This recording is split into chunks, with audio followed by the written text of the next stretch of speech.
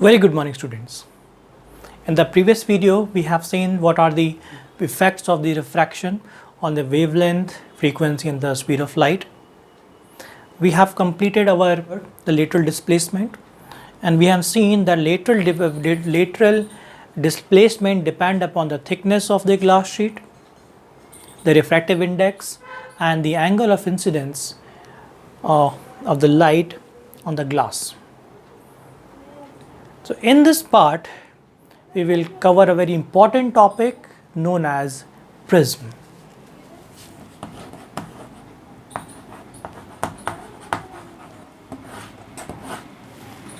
What is the definition of prism? A prism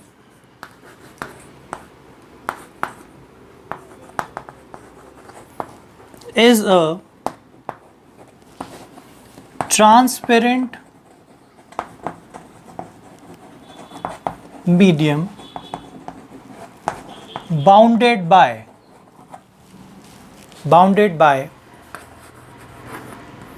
five plane surfaces having triangular cross section.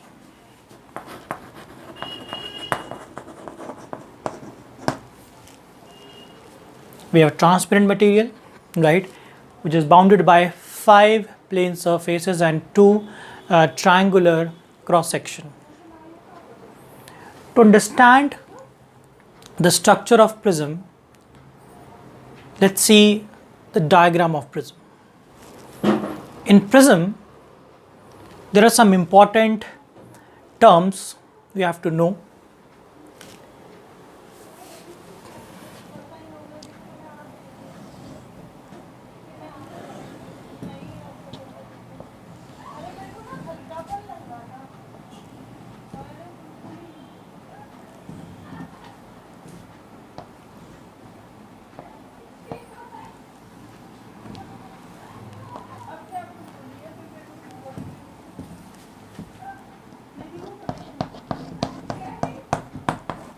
See, this is you can see a structure of prism here. Let's say this is A, B, C, A, B, C, D, E, F. Now you can see here we have five plane surfaces. One surface is A, D, E, F, one surface. Second is A, D, F, C, second surface. Third is the base, E, F, C, B, third is the base. Fourth is a triangular cross section, A, B, C, and fifth on the back side of the prism, D, E, F. So here you can see that this is a transparent bounded by five surfaces having triangular cross section. You can see here this A, B, C and D, E, F.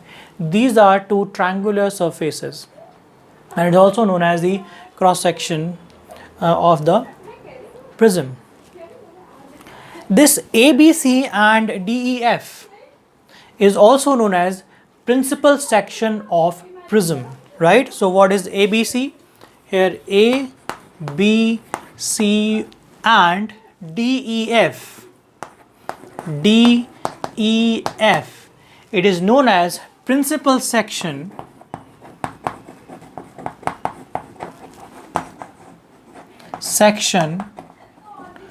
of prism, right? A, D, E, B. So this is the part where the light incident on the prism, right? And this part A, D, F, C, this is the part light is come out from the prism. So when light incident on this part, the part A, D, F, B, A, D, E, B, it get refracted, right? So these two sections, which is A, D, E, B and A, D, F, C, this is known as refracting surface of prism. refracting surface of prism. Now you can see there is a boundary which is combining these two section known as edge of the prism. So here AD is known as edge of prism, right?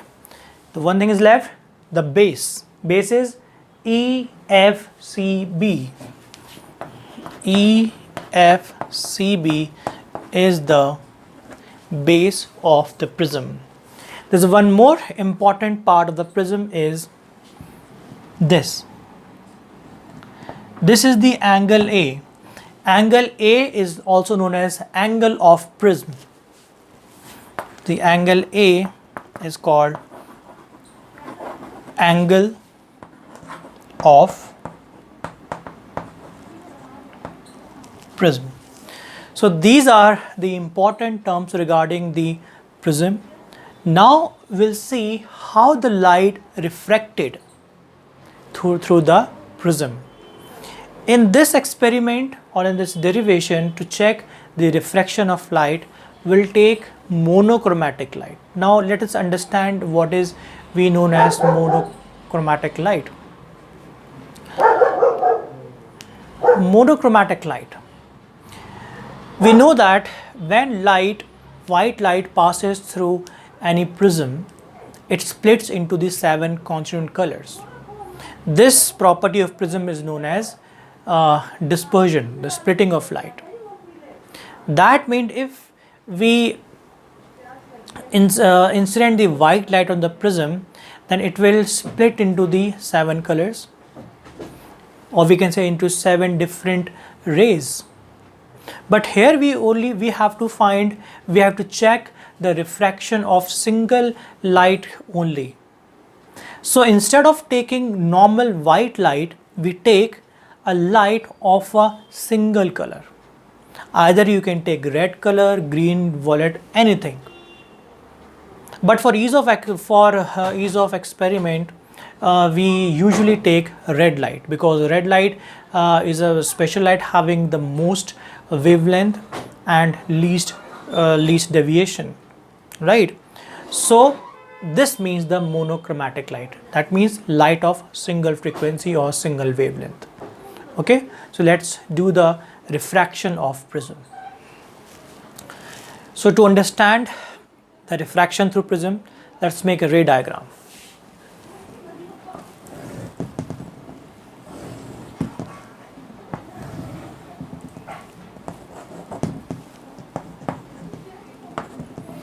This is a principal section of prism ABC. Now light incident on the first refracting surface AB like this. This is the incident ray. Let's say this is PQ, right? Now what will happen? Light will get bends because it's changing its medium from rare to denser. So it bends like this. Okay. We can also show the normal here. This is the normal. Again here will be again normal.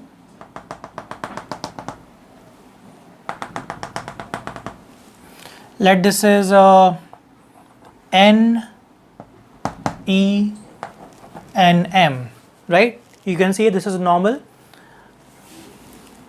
I hope you are able to see this normal. Let me make it dark.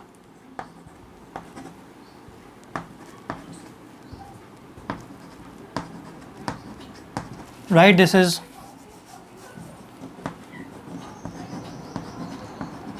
normal, and this is the another normal.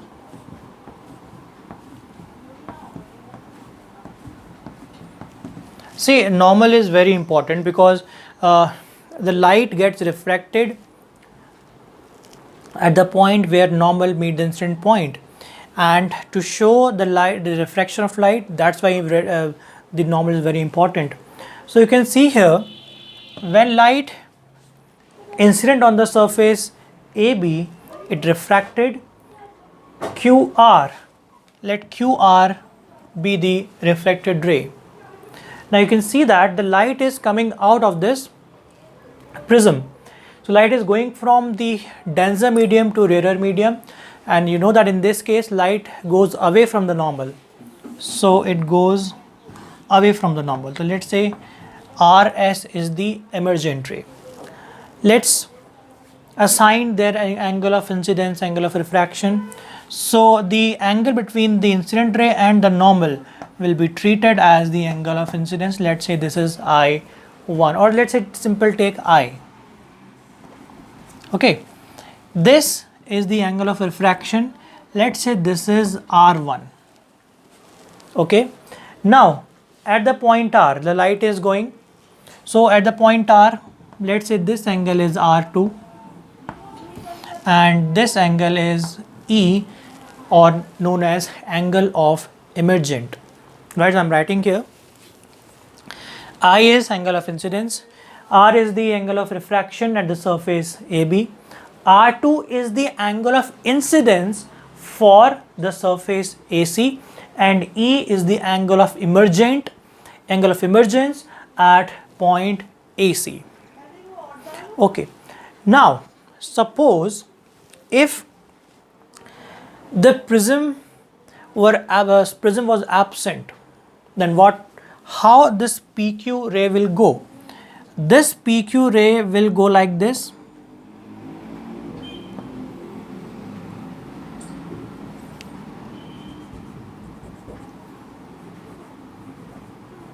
Right? It will go like this in the absence of prism, but it is actually going this way. So it suffers refraction 2 times, one here and second here. So finally the ray which was traveling in this direction along away from the surface AC, it is actually going in the direction RS. So we can check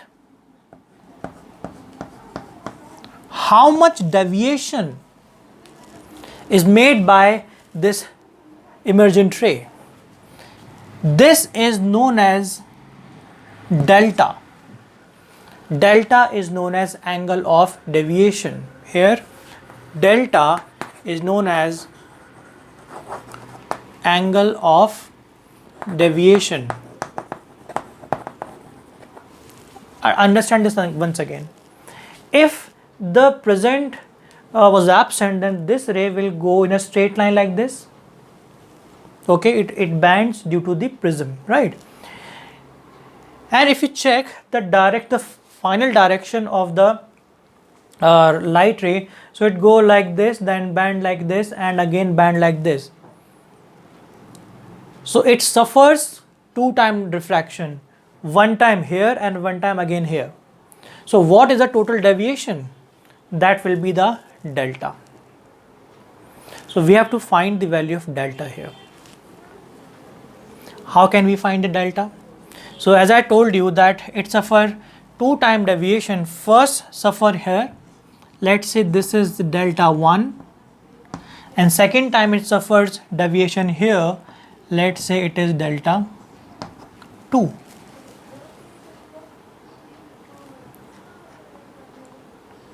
Can you find the value of delta? Now see here, from this point, triangle, let's say this is point, do we have D here? No. Let's say this is D. So take the triangle DQR.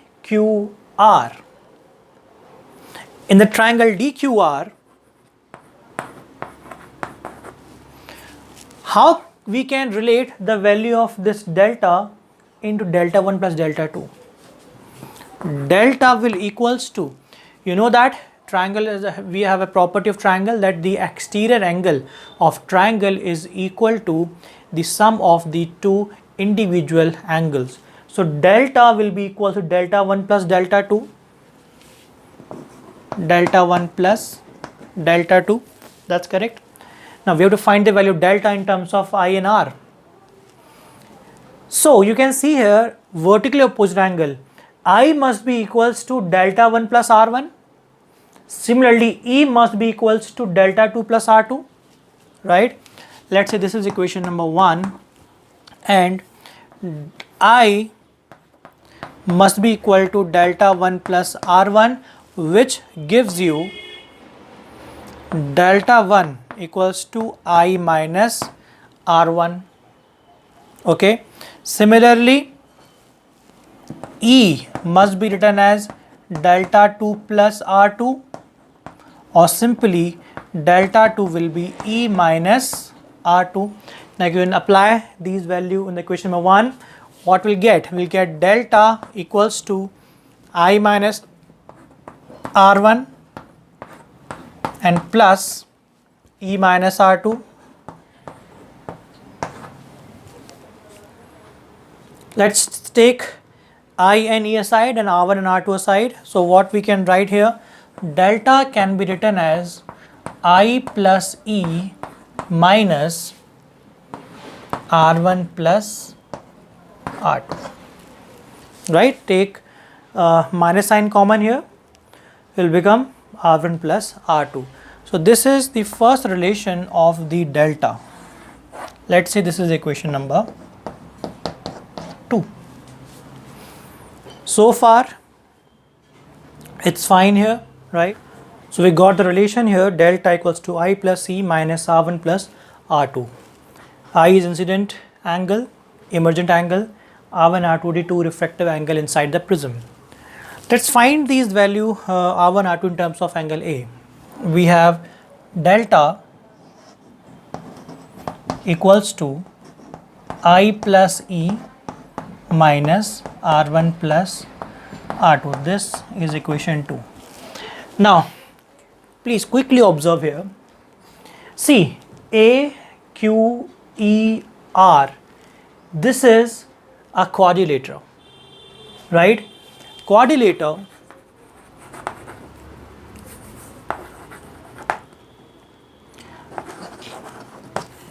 A, Q, E, R. You know that the sum of the interior angle of quadrilateral is equals to 360 degree, right? NE and ME, they are normal. That means this angle, angle Q and angle R is nothing but 90 degree. Angle Q and angle R are 90 because they are right angle. Okay, so angle A plus angle Q, angle A plus angle Q plus angle E plus angle E plus angle R must be equals to what? 360 degree. Angle Q plus angle R, we know that they both are 90 degree. So angle A plus angle E will be equals to 180 degree. Okay, so simply I am writing not angle, I am writing just the symbol form, that A plus E equals to 180 degree, equation number 3. It's fine. Let's see here. Take the triangle QER, or simple ERQ, you can take anything. So I'm taking QER. And what is the sum of the angle of triangle? That is 180 degree. So what are the angle of triangle? This is R1, R2 and E. So R1 plus R2 plus E, and that will be equals to 180 degree. Now compare these two equations. A plus E, here R1 plus R2E. That means if we take these two in common, then by comparing these two equations, you will find that R1 plus R2 is nothing but it equals to A. So on comparing, we get R1 plus R2 is equals to A. This is one relation. And if you put this value in equation number 2, what you'll get? You can take screenshot. You'll get